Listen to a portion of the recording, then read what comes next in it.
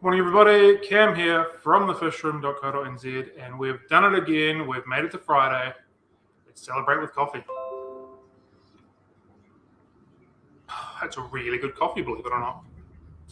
All right, so as I had alluded to earlier in the week, today's coffee date is going to be a very special one, and I'm really excited about it. So I'm going to keep the admin side of it as short as I possibly can. To the point of having written it down. So today we'll be drawing the winner of Fish Wars. I 100% promise you that. I'll get that done during the day today.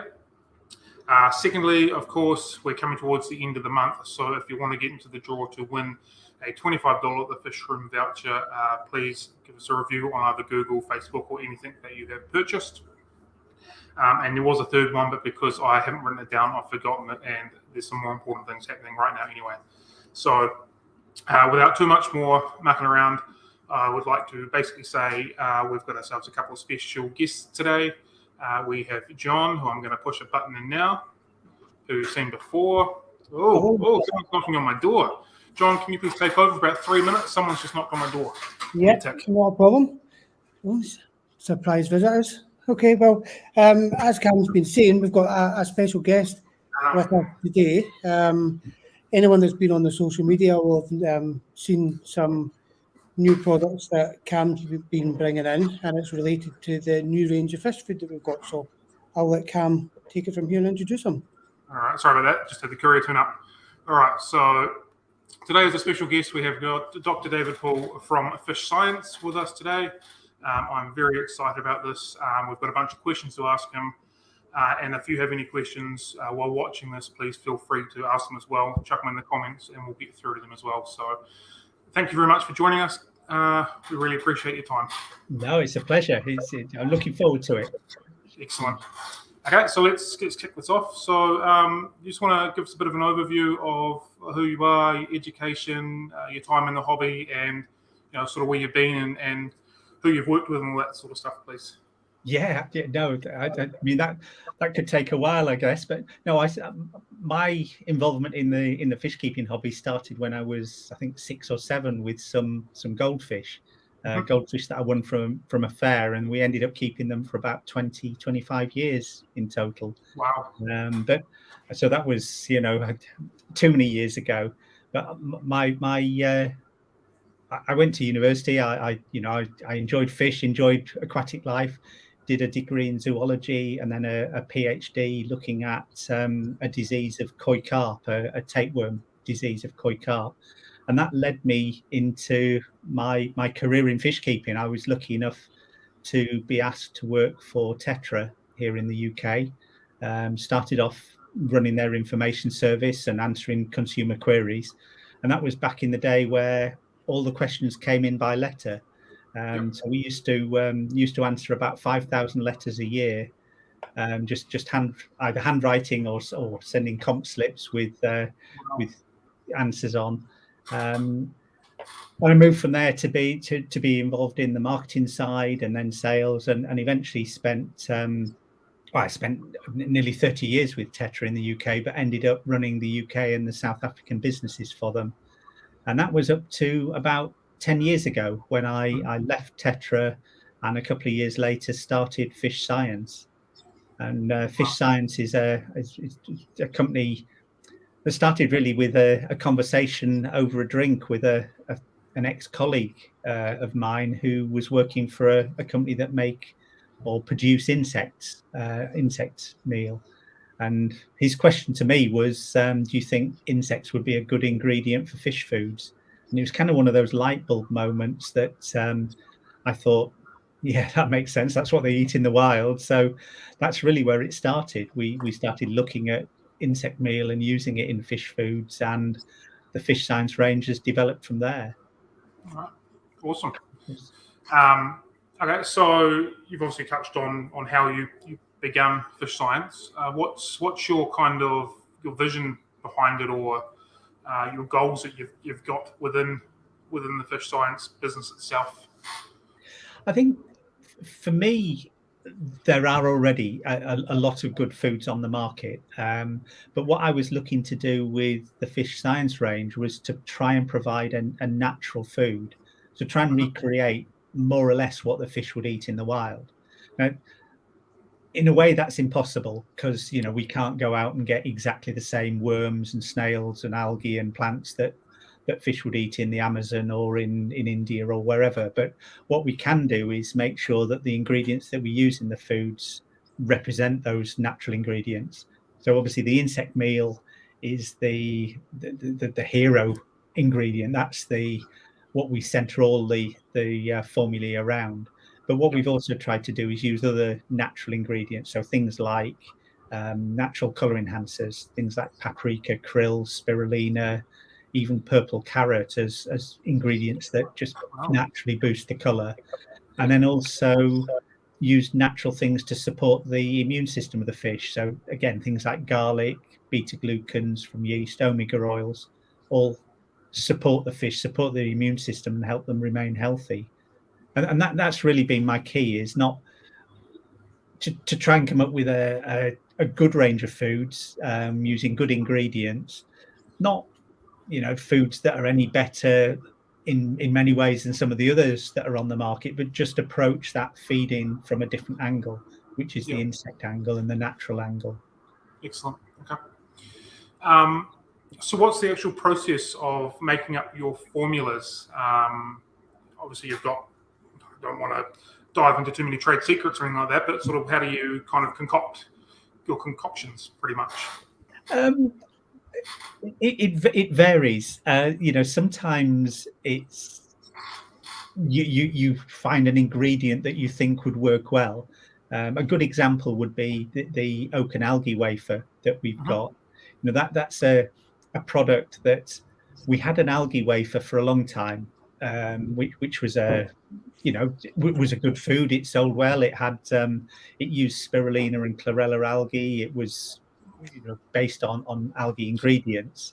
John's got the oak and algae wafers there, but a lot of people were saying that they wanted a wood component to the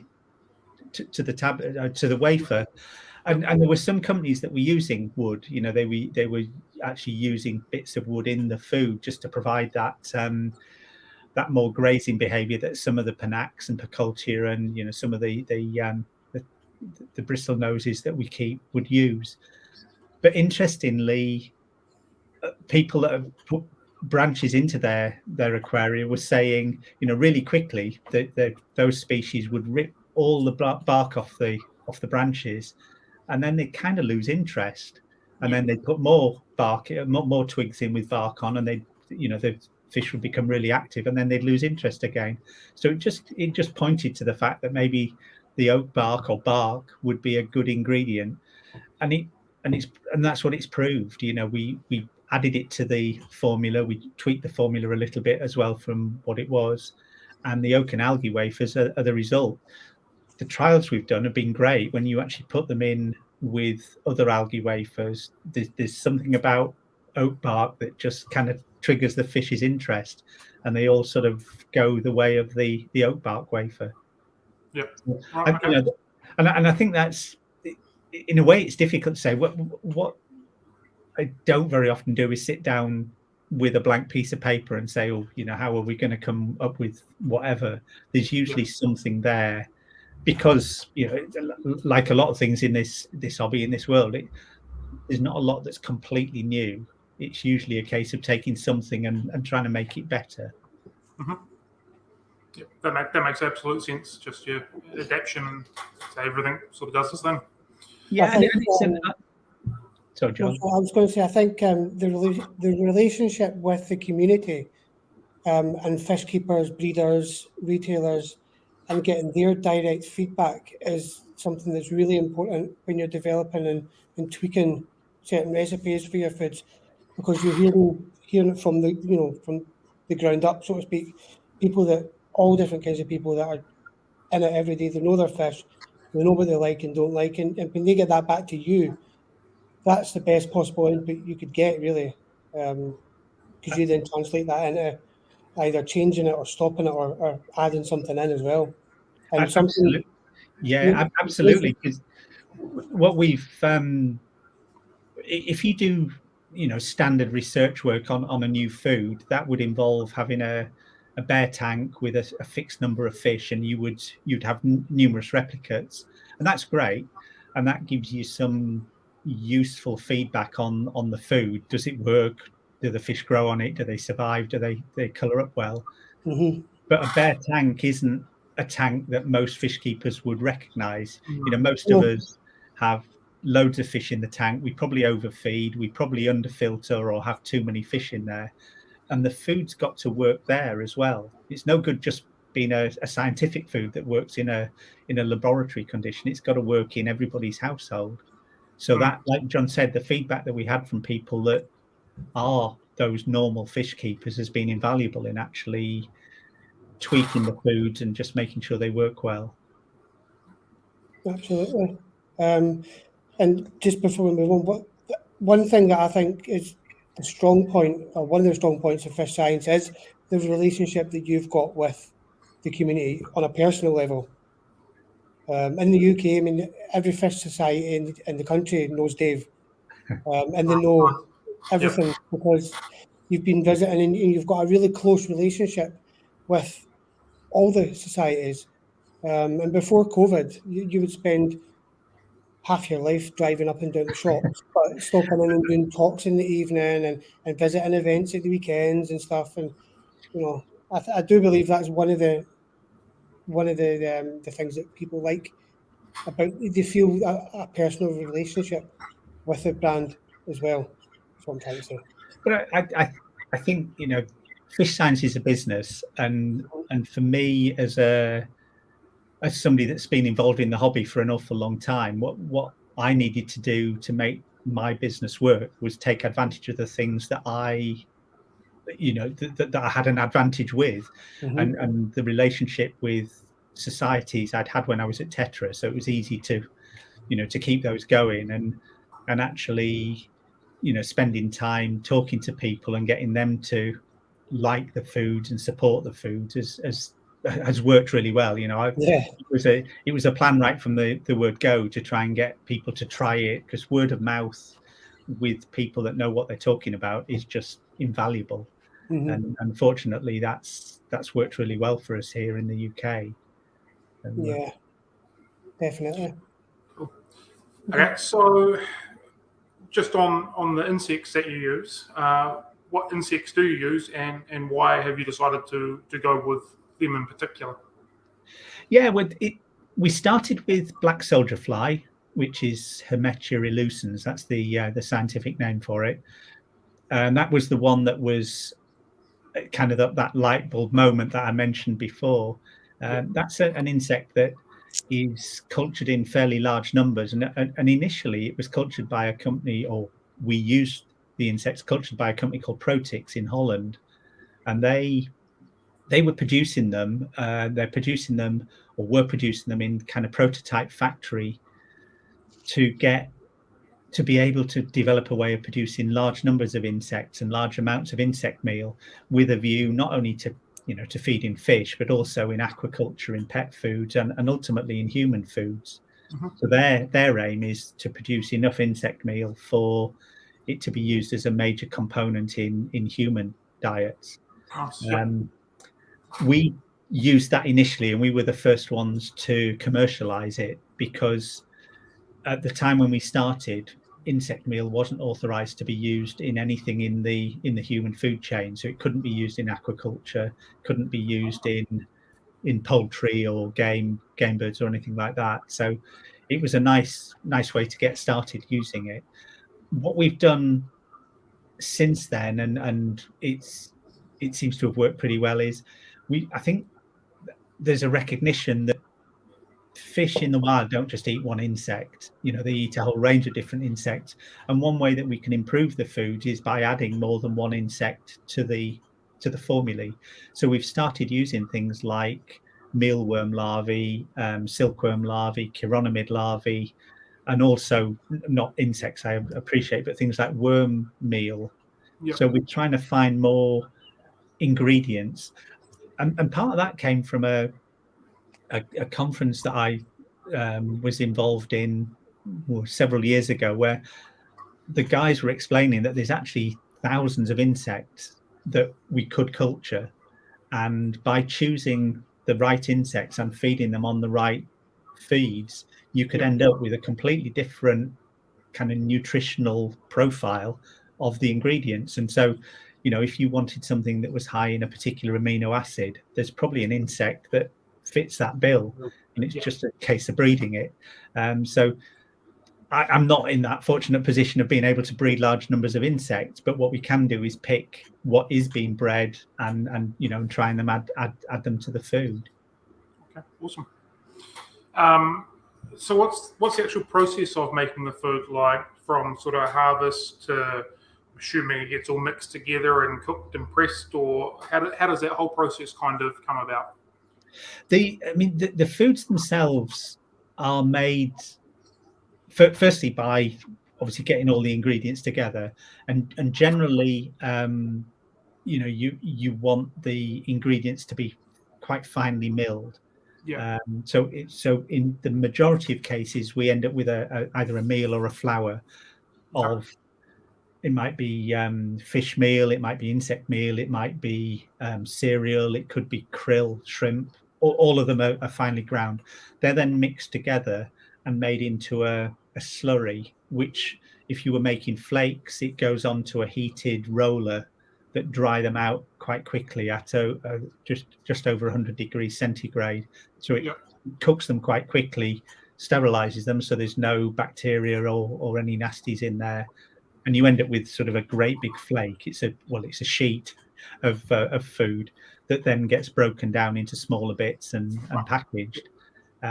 Things like pellets and sticks and granules are all made using extrusion processes. So they're similar slurry. There are slight differences, but that gets pushed through a high pressure grid effectively, and it produces the pellet sticks or granules depending on how quickly it's cut. Right. So it's, most of it involves making this slurry, heating it up so that it's sterile. You've got rid of the bacteria and viruses and anything nasty that could be in there, and then just producing it into a flake, a granule, a powder, or whatever format you want. Yep. Excellent. Okay.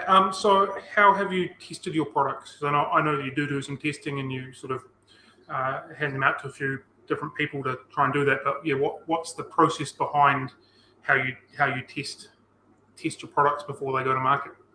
Well, I guess when we first started Fish Science, we trialed the foods or tested the foods with an independent company, because what I wanted to do was to have something that I could demonstrate that the food stood up to the other products on the market. So we actually tested it. There was a company in South Wales who took the flake foods that we did, the tropical and the goldfish flake, and tested it against the market leaders, feeding a range of different fish species. And they went through those laboratory trials that we talked about. They measured food conversion ratios, amount of waste produced, growth, color, etc. So we did those scientific tests initially, and the food came out really well. It was as good as the market leaders using different ingredients. In certain key ways, it was just consistently better than the market leaders, which was great. But then what we've also done, as John alluded to, we now take a lot of the foods and just get them trialed by either stores or individual fish keepers who are specialists in that area. Mm-hmm. So the Corydoras tablets would be a great example, where we had a tablet which worked. The fish liked it, but I spoke and worked with a guy called Ian Fuller, who breeds and imports and grows and photographs. That's that. Yeah, he's like Mr. Corydoras. So we gave him the tablets and asked him to try them and give us some feedback, and he did that, and we tweaked the format of the tablets, then tweaked what was in them slightly, and we've ended up with a tablet now that, when you drop it into a tank full of Corydoras, you just end up with a ball of Corydoras Wow. or struggling to get to the food first. Yeah. So Wow. it's, and I think that's the kind of the ideal process. So Yeah. you trial it, you tweak it, and you end up with a product that is better. But it's never perfect. There's No. always ways that we could tweak and improve, and that's part of the development process that we're going through now. Is there any truth in the rumor that vitamins and minerals diminish during the process of making the food, and that like the shelf life becomes very short when they're actually in a container and sitting on a shelf ready to go, or is that just one of those sort of old wives' tales kind of thing? It's a bit of both. When you make a food, if you warm it to the temperatures you have to warm it to get rid of bacteria and sterilize it, then yes, you denature some of the vitamins. It's a bit like cooking vegetables and boiling vegetables on a cooker.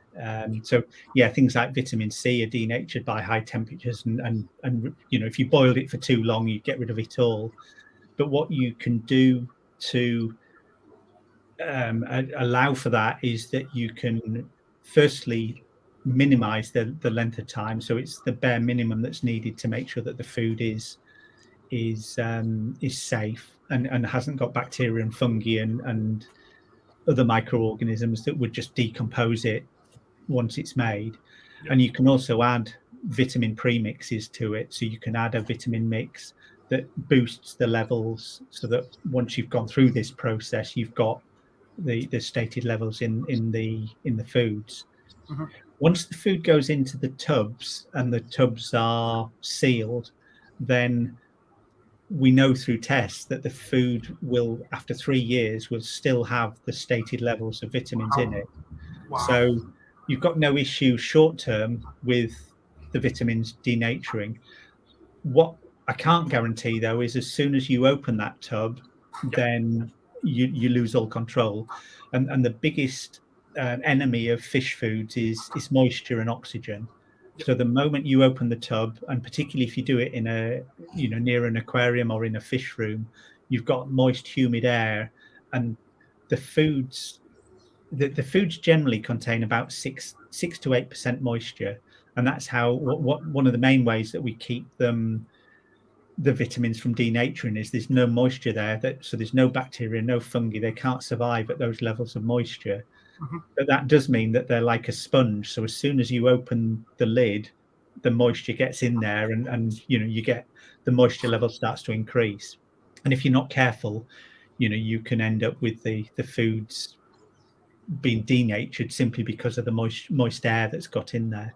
And the same with oxygen. So generally, people tend to buy foods that will last about 3 months, and that's fine. After 3 months, the food should still be fine. But if you're buying big pots and they're going to last a lot longer, I'd always recommend kind of decanting into a smaller pot and use from a smaller pot, and keep the big one out of the direct sunlight, in a cool place, in a fridge if needs be, but with the lid on, or in a grip seal bag, something to get rid of the oxygen and the moist air so it doesn't go off.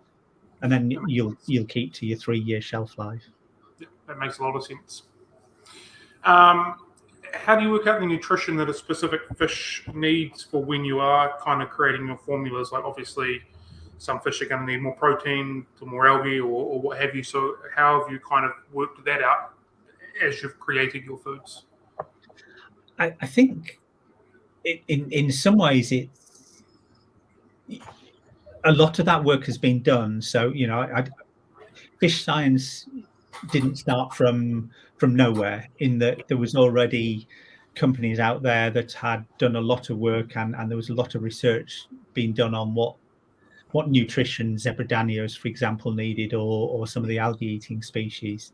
So knowing that, it was then a case of using the right ingredients to replicate what sort of diet they needed. So if it was a molly, for example, then they obviously need a much more vegetable rich diet. So they still eat insects, so the insect meal could go in there, but you can certainly add more algae, more vegetable material, things like spinach, things like chlorella algae, spirulina algae. You can add kelp, all those sort of things that would lean the food to being more vegetable based. And in a way, it's not that much different to us. You know, if we want a diet that's more vegetarian based, if you are vegetarian, vegan, then you just use the ingredients that match that vegan requirement, and it's very similar with the fish foods. And obviously, if you're dealing with sort of carnivorous or piscivorous cichlids, then you go the opposite way. You're adding a lot more herring meal, for example, or shrimp, krill, insect meal, worm meal. So it's a case of using from the list of ingredients that are available to replicate the sort of diet that you want. Knowing, I think there's a bit of a misconception. Well, no, let me rephrase that. You could make a food for every single fish, you know. So zebradanios are probably more. There's more known about zebradanios than any other fish. So you could come up with exactly the right formula for a zebradanio, and that would be 95% the same as it is for a neon tetra, and probably similar to that for many other fish.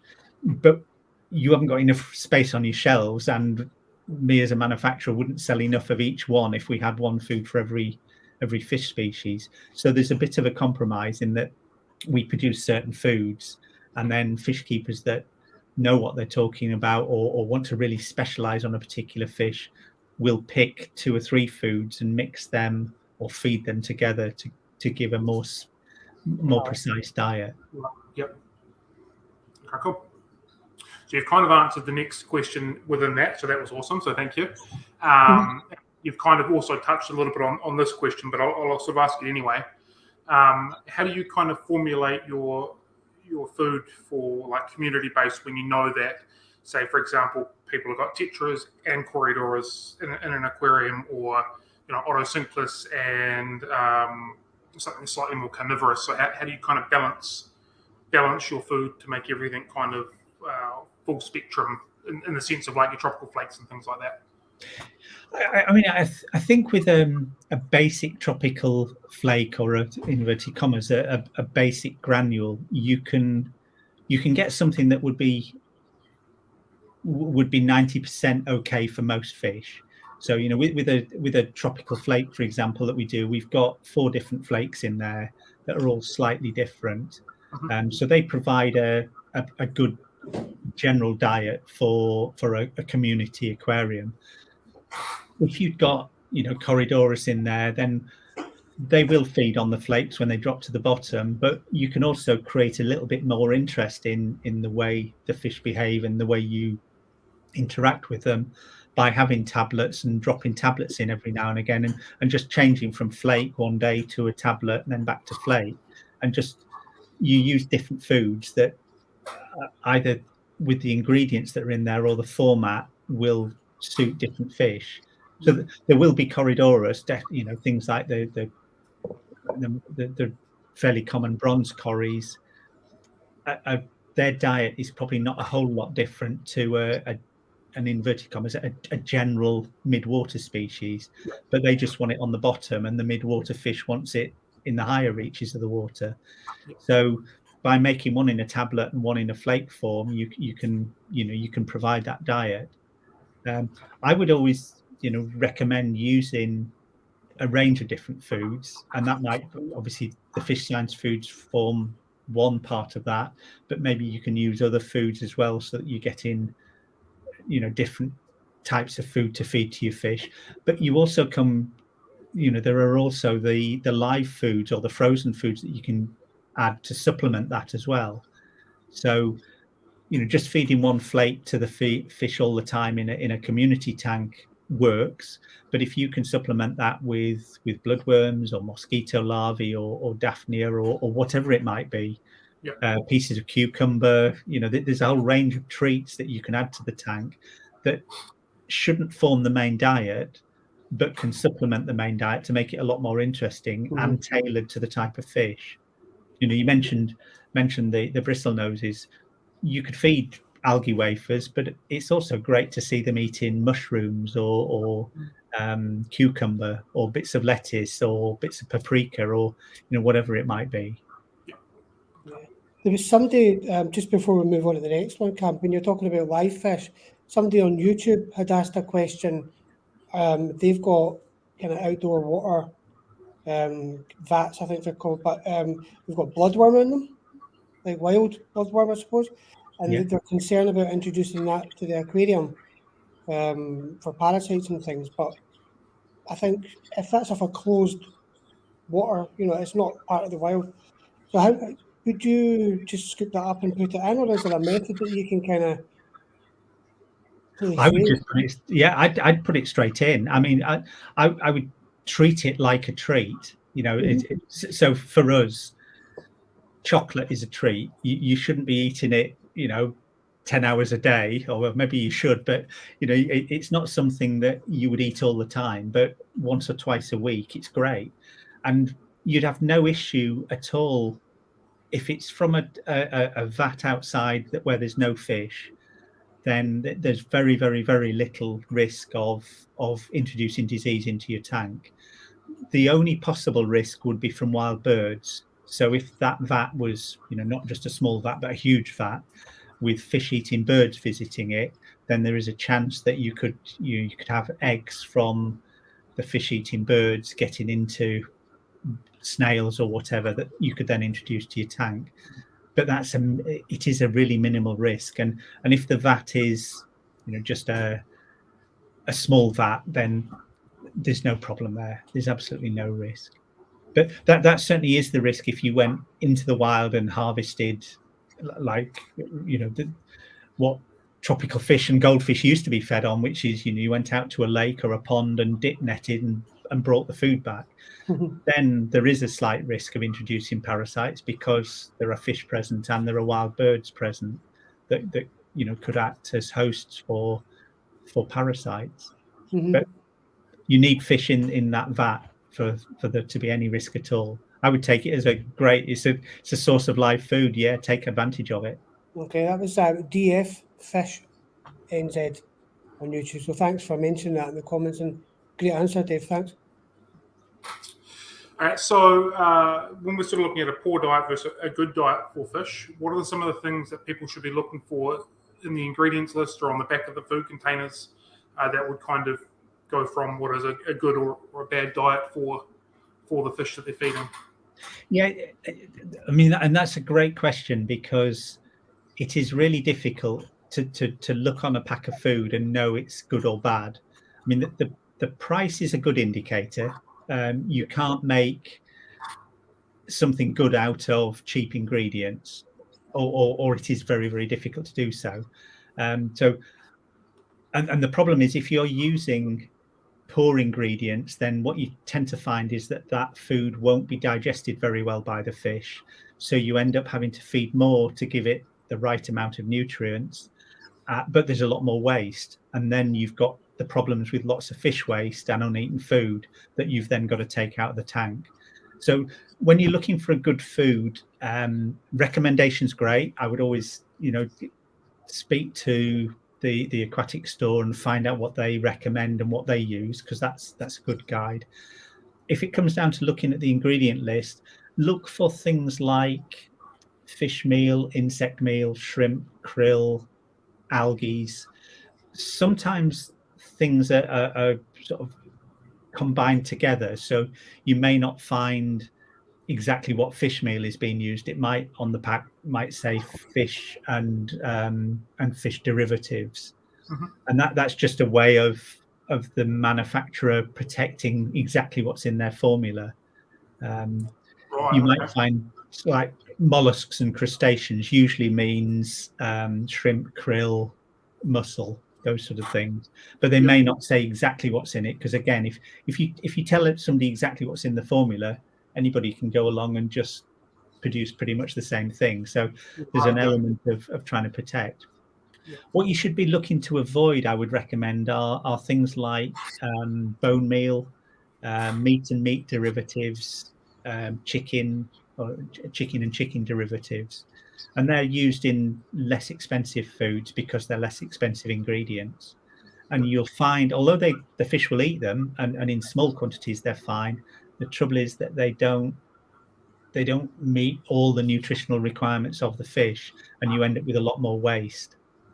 So I'd just be wary of those things. Like cereal, you'll find in most foods, and cereal in is very often one of the top ingredients. Again, no problem. There's some great cereals that can be added to fish foods, but what you want to find is not that there's cereals and all the other rice and soya and all those in the top few ingredients, because that would usually mean that it's a fairly bland food with relatively small amounts.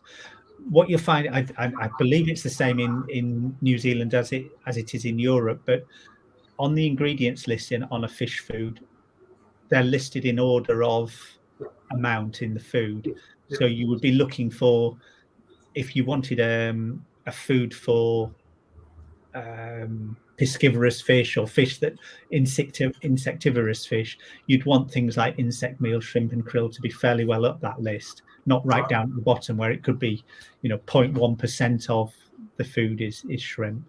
Okay, cool. So that kind of leads on to the next two questions. You've kind of answered through, but I'll keep going with them. Is what would be considered a filler in food, and these things like soy and potatoes and that kind of stuff, and are these always required in fish food, or are they just there to bulk it up, or are they binders, or how does that kind of thing work? I think you can use them if they're used in the right way. Then they're great in the food. So things like potato. I remember a guy who I admire a lot, Dr. David Ford, who actually developed the aquarium range of foods. He used potato in some of the diets that he'd got because there are nutrients in the potatoes which the fish can utilize. Yeah. So just obviously we see potato as being something that just fills us up, but in small amounts in the food in the right way, it can really benefit the food. Soy is another one that gets a bad press, but actually soy is a useful ingredient and is a great color enhancer. It's really good for the black in black coloration in the fish. So again, you probably don't want it to be top of the list, but having it in there is really useful. Some of the ingredients that you would add could be described as bulking agents, but you'd want them in there because you need the food to be in a format that the fish can eat. So if you've got a tablet, if you just put all the goodies in and try to make a tablet, it probably wouldn't stick together. So you need things in there that will allow that tablet to form a tablet and to stay in a tablet form. So it's almost like a balancing act, nutrition-wise as well as manufacturing type of thing at the same time, just sort of making it do what it needs to do the way it needs to do it. Yes, I think that's exactly, you just having all the right ingredients is one part of making a nice food. Putting it in a format that the fish can consume it is another part, and you've got to balance those two things together. But what you shouldn't be doing is just having the bulking aid. They're usually the less expensive nutrients or ingredients to the food. So you don't want all of those. You do need the goodies in there. You do need the shrimp meal, the krill, the spirulina, the chlorella, the various the bits that do what you want from the food. Yeah. Okay. So just sort of leading on with meal, obviously meal is in pretty much all fish foods in one form or another. You could have kind of touched base before. It's a little bit to keep the manufacturer's formula sort of secret, calling it sort of fish meal or shrimp meal or whatever. So is that just essentially a ground up product into a flour or a small crumble or whatever you want to, way you explain it, that's just sort of been put in, as opposed to fish meal is like guts and bones and all that, scales, sort of byproduct sort of thing. Does that make sense on how I'm asking that? It does, yeah. And I'll answer it in two ways. First of all, when you're making a food, you want to make it a food that's fairly consistent. You want to be mixing powders. So what you don't want is big lumps of fish or insect or cucumber or whatever it might be. The best way of getting the food so that it's every bit has got some of the right nutrition in it is to get cucumber powder, is to get shrimp powder, is to get fish powder, and mix it all together.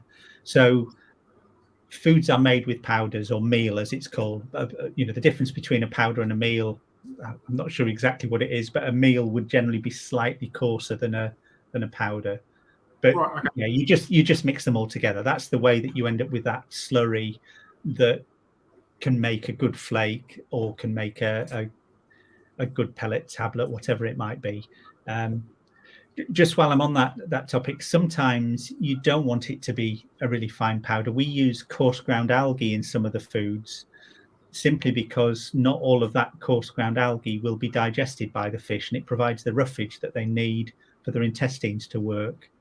So in some of the mini algae wafers are a good example where we use coarse ground algae rather than algae flour, just because it provides that roughage component to the diet, which any vegetable eating animal needs a lot of roughage to make its intestine function efficiently. So then, just to answer the second part of your question, where you're using things like fish meal, that could be all sorts of things. It could be trash fish. In some foods, that's what's used. It's just fish that are the bycatch from another industry. It could be byproduct from the human industry. We use a lot of herring meal, and the herring meal we use is the parts of the herring when they take a fillet from each side, and what's left is a lot of meat with some bone and, like you say, the intestine and contents, and we use that. So it's a byproduct which meets the sustainability kind of criteria that I'm quite keen on. You can also use the same from aquaculture. So sometimes it's aquaculture feeds that are used by other companies. You can also use the prime cuts of the food of the fish, but that generally, if you're using herring, for example, if you use the herring that are the size that could be used for human consumption, then that's a really expensive ingredient, and I don't think you don't get a great deal more from that than you would get from using the bits that are just not able to be consumed by humans. Yeah, but that makes all valid sense, obviously, from a business point as well as the nutritional point. There's no point of paying for something more that's not really giving you that balance with it. Yeah, I think also, one of the things that I'm keen on with the foods is that we are environmentally friendly. The ingredients are sustainable, and we try and use things that are either able to be cultured or grown in a sustainable way, or as with the herring meal, that are part of another industry that we can just take the bits that are are really good, but just aren't what most people want to consume. That's fantastic as well. It's a great approach, less waste, and it's dying for one reason, might as well be completely used if possible. Absolutely, yes, that's true. Cool.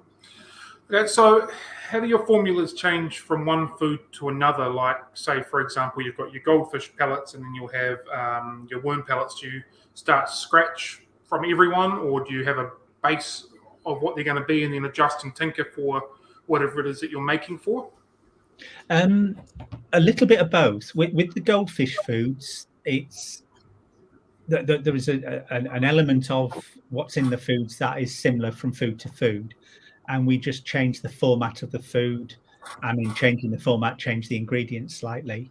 So with the goldfish foods, the first food we had was a flake food, and I got the guys from the Goldfish Society of Great Britain who grow and show a lot of the really ornamental goldfish, and they tried it for me.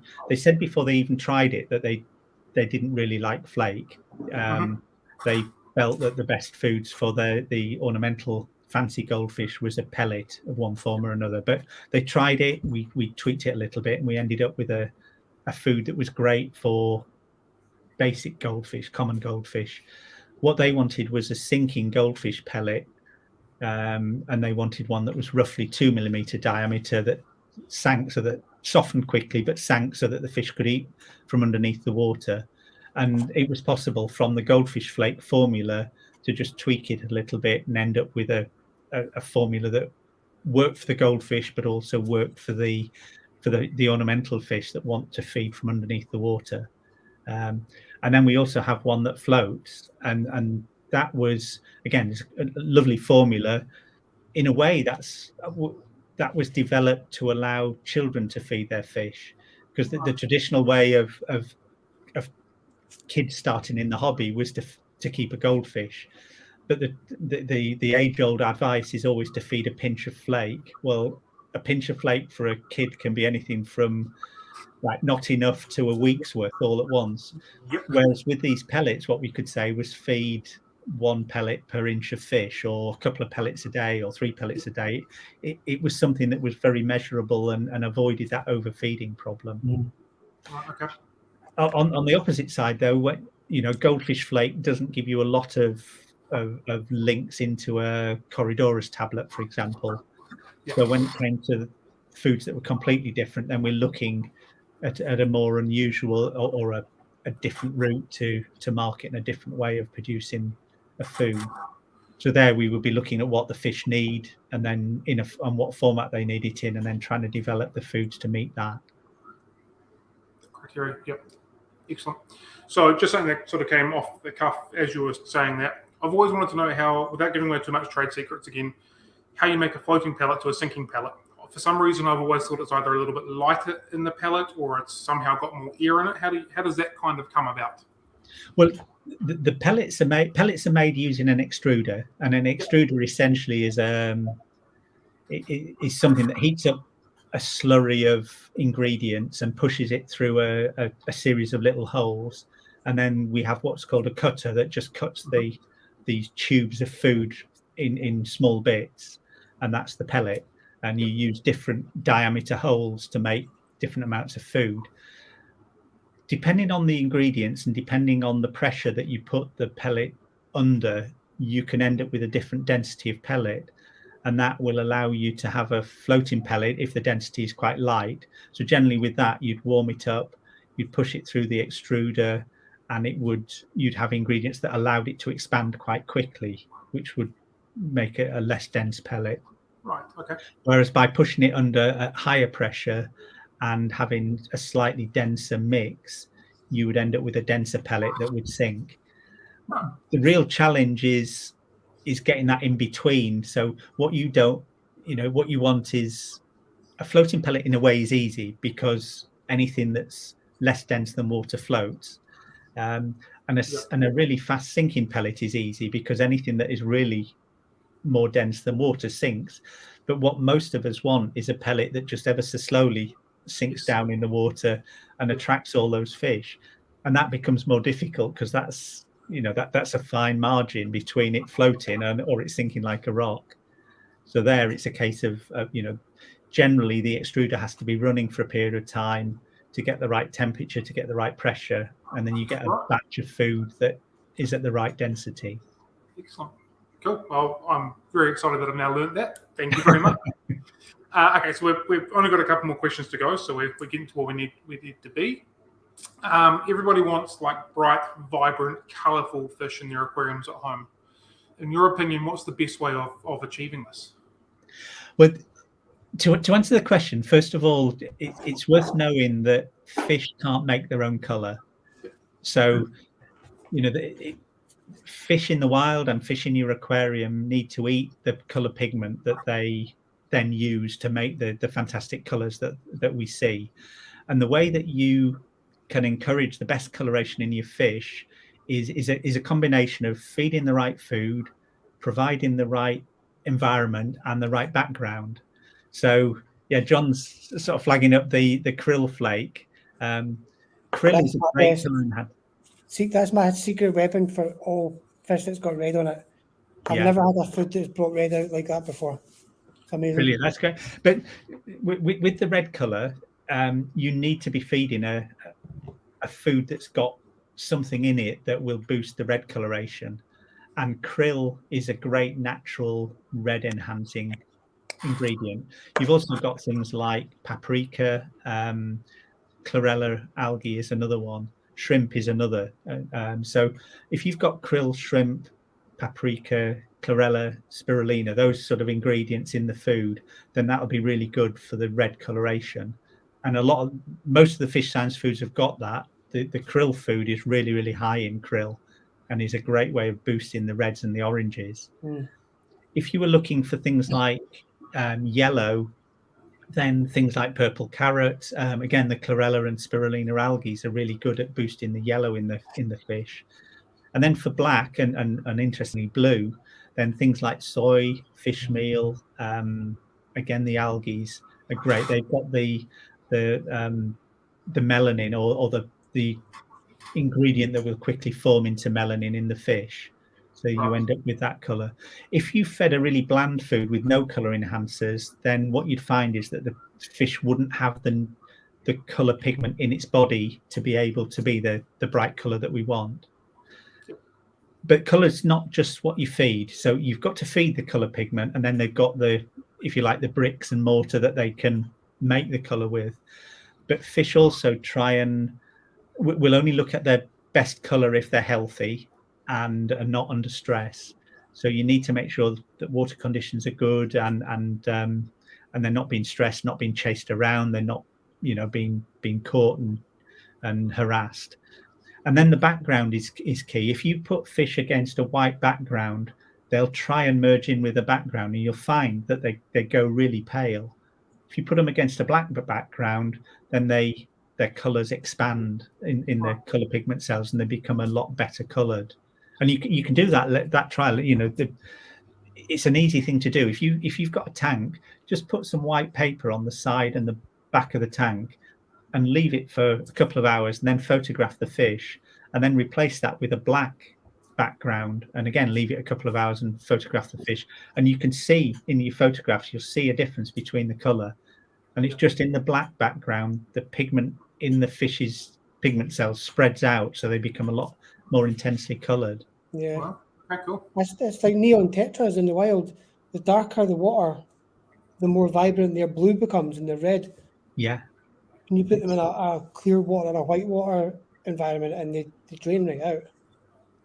And I mean, the water quality is important. So if John mentioned the tetras, if you kept neon tetras, cardinal tetras, for example, in a hard alkaline water, they might survive. They might do okay. They might grow well, but they don't like it, and their color would never be as good as keeping them in soft acidic water, where they're just more at ease, they're more relaxed, and the color pigment spreads in those color cells.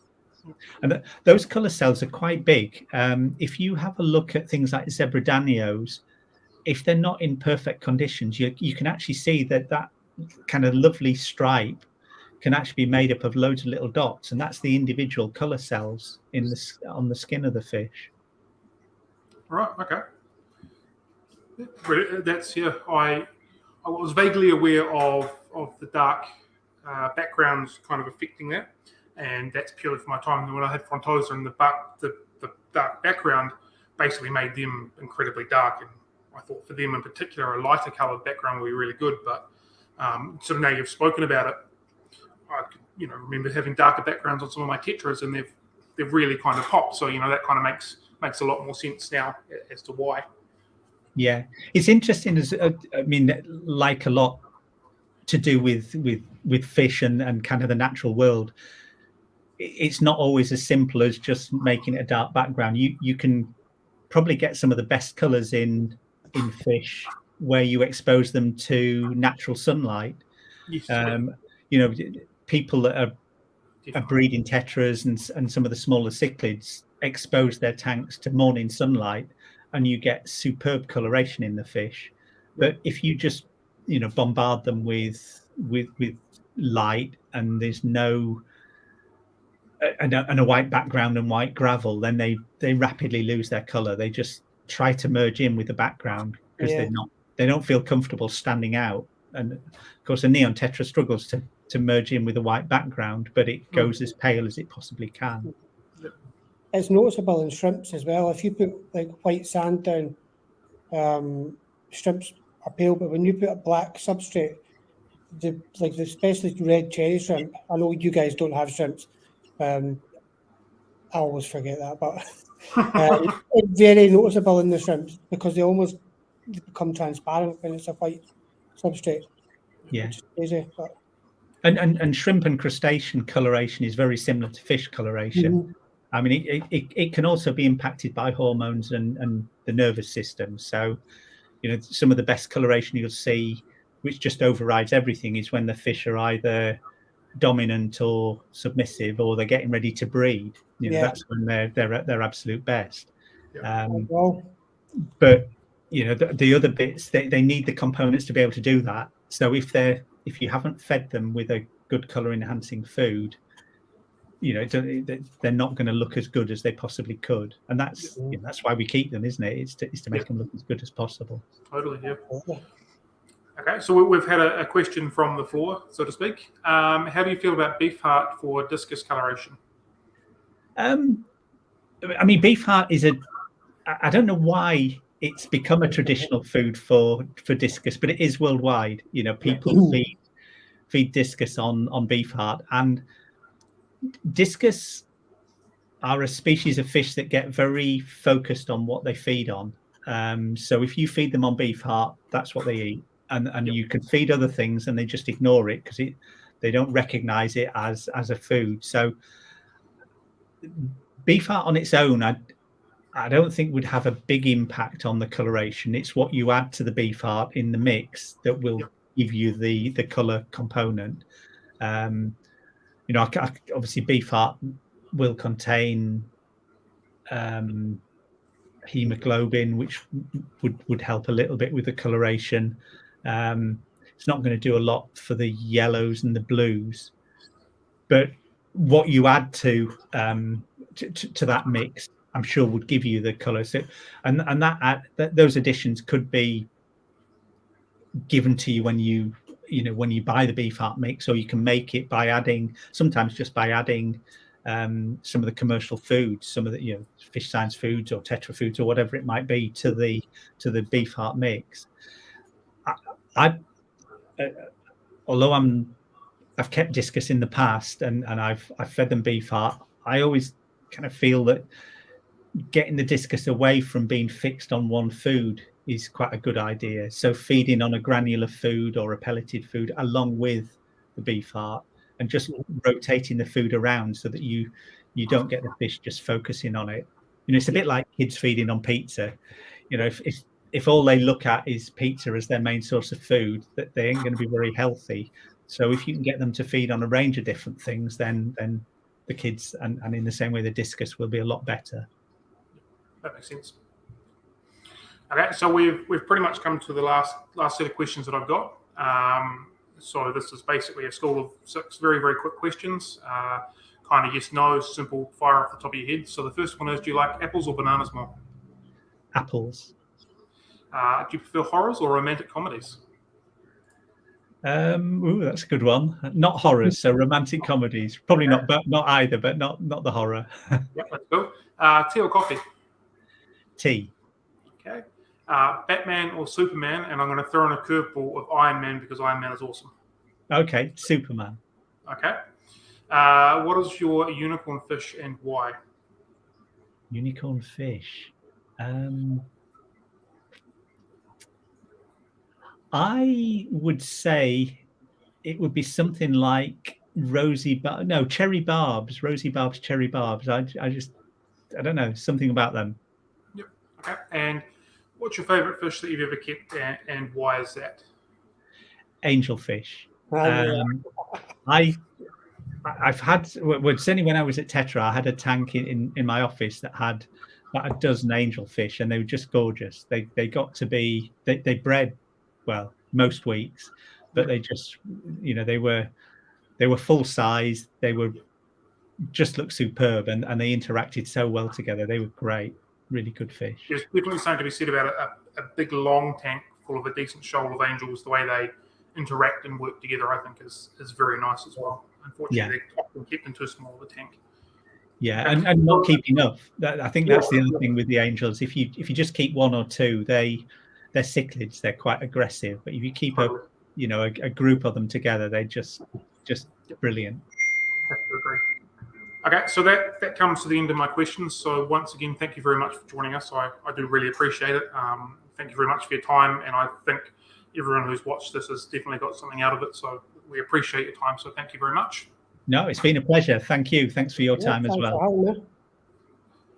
And for the people that are here in New Zealand, we've got a whole bunch of Fish Science food to give away this weekend.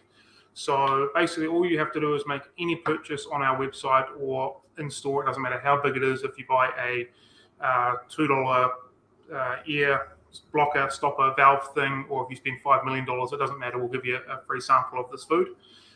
We're pretty heavy on the goldfish formulas. So if you've got goldfish, please let us know. We can send you that as opposed to some tropical flakes or something along those lines. We've got some pond stuff. We've got the treat stuff. We've got pleco food. We've pretty much got the entire range ready to give away. So basically from right this moment now, actually from midnight tonight, but right this moment now up until on midnight Sunday night, any purchase will send you a free sample of the Fish Science food as well. So thank you everybody for joining us today. It's been really appreciated. Yes, the Fish Science range is available on our website, Ryan. Free delivery to Scotland. Probably not this time, mate. So thank you very much everybody for joining us. I really appreciate it. Have a good one, team. Happy fish keeping and catch you later. Thank you very much, John. Thank you very much. Bye. Bye.